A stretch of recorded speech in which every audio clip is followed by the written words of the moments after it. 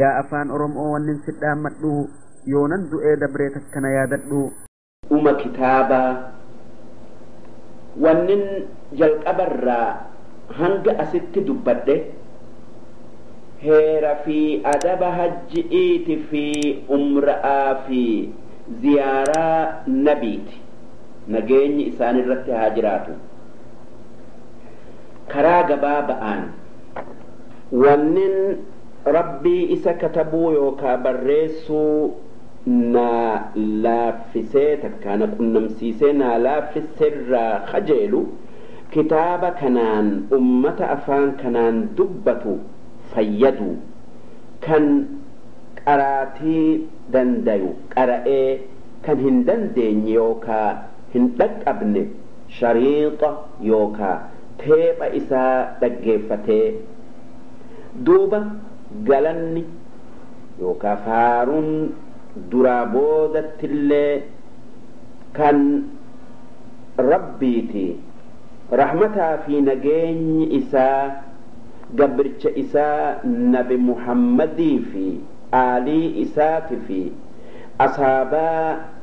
nabiiti fi warra karaa gaari'iin isaan jala deeme hundaafi wannin waaqni isin qunnamsiisuu kajeelu qaraatii yookaa dubbisuu gaarii dhaggeeffatuu mi'ooyituu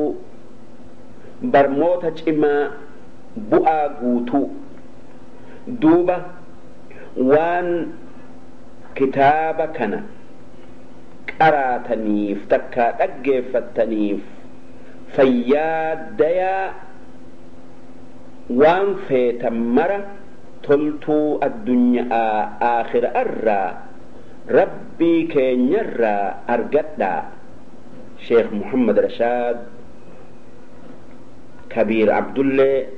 kabiir mumayyaa umar jaarraa jilo'oo carcar laga arbaa kan bara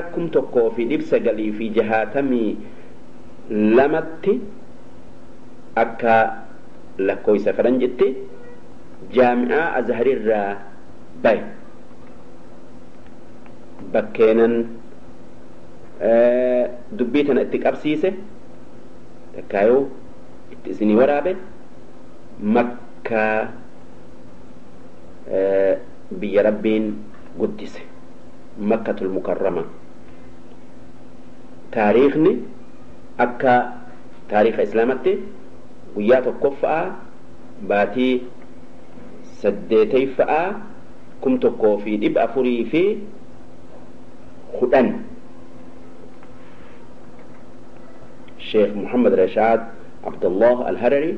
ثم الدمشقي ثم الأزهري ثم المقدشي ثم المكي عفى الله عنه وعن والديه وعن كل من أحسن إليه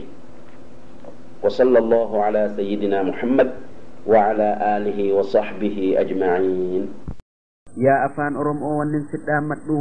يونان دؤي دبريتك كان ياددو